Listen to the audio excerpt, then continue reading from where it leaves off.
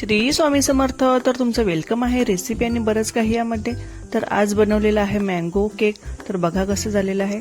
त्यासाठी आपण काय काय घेतलंय बघूया. तर इथे घेतलेला आहे मी 1.5 कप रवा घेतलेला आहे. त्याच प्रमाणात मी 1 कप मँगो पल्प घेतलेला आहे, अर्धा कप साखर घेतलेली आहे, अर्धा कप दूध घेतलेलं आहे, 2 चमचे ऑइल घेतलेला आहे, टुटी फ्रुटी घेतलेली आहे, बेकिंग सोडा आणि बेकिंग पावडर घेतलेली आहे. तर एवढं साहित्य घेतलेलं आहे बघा. तर आपण आता मिक्सरच्या भांड्यामध्ये रवा लहान करून घेणार आहोत. बारीक करून घ्यायचा आहे रवा. त्यासाठी मिक्सरच्या भांड्यामध्ये मी रवा घातलेला आहे बघा. आपल्याला 10 ते 15 सेकंदच फक्त फिरून घ्यायचं आहे. तर बघा इथे रवा कसं बारीक झालेला आहे बघा.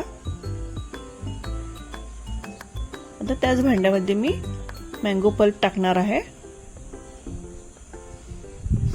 1 कप मँगो पल्प घेतलेला आहे, अर्धा कप साखर घेतलेली आहे आणि अर्धा कप दूध घेतलेला आहे. तर आता आपण ते बारीक वाटून घेणार आहोत. तर तुमच्याकडे मेजरिंग कप नसेल तर तुम्ही आपली घरची जी वाटी असते त्या प्रमाणातही तुम्ही सगळं साहित्य घेऊ शकता. तर बघा इथे आपला पल्प पण रेडी झालेला आहे. तर एका बाउलमध्ये आता मी रवा घेते. त्यामध्ये जो आपण बनवलेला आहे तो पल्प टाकायचा आहे.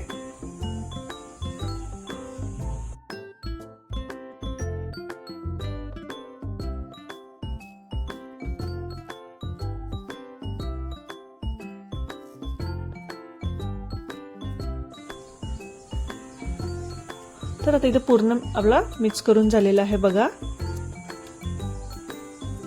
आता आपण तो अर्धा ते 1 तास साईडला ठेवणार आहोत. तोपर्यंत मी इथे आपलं केक पात्र आहे त्याला मी ग्रीसिंग करून घेते, ऑइलिंग करून घेते. जर तुमच्याकडे बटर पेपर असेल तेही तुम्ही लावू शकता. तर इथे मी मैदा आता डस्टिंग करून घेत आहे.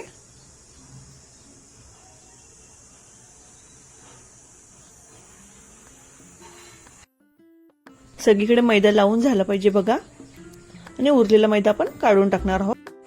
तर इथे एक मी पातेला घेतलेला आहे, तो आपण प्रीहीट करायला ठेवणार आहोत. तर बघा त्यामध्ये आता मी मीठ टाकलेलं आहे. आपण तो 15 मिनिटं प्रीहीट करायला ठेवायचा आहे. तर बघा इथे आपला 1 तास झालेला आहे. रवा कसा फुललेला आहे बघा.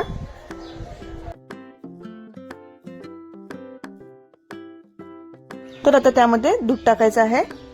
आधी अर्धा कप दूध टाकलेला, आता मी पाव कप दूध टाकणार आहे.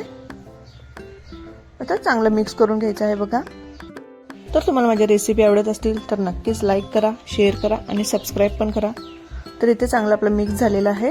आता त्यामध्ये टाकायचं आहे 1 चमचा बेकिंग पावडर, अर्धा चमचा बेकिंग सोडा आणि 2 चमचे मी ऑइल टाकलेलं आहे. तुम्ही इथे बटरही टाकू शकता किंवा आपलं साजूक तूपही टाकू शकता बघा. आता चांगलं मिक्स करून घेते. बघा कसा कलर पण छान आलेला आहे. तर आपल्याला आता बेकिंग टी मध्ये ओतून घ्यायचं आहे. अशा प्रकारे सगळं ओतून घेतलेलं आहे बघा. आणि टॅप टॅप करायचं आहे. तर इथे चांगलं मी आता पसरून घेते.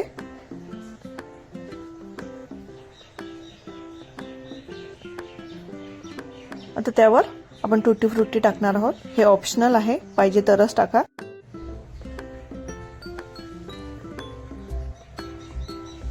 तर आता इथे प्रीहीट झालेला आहे भांडं.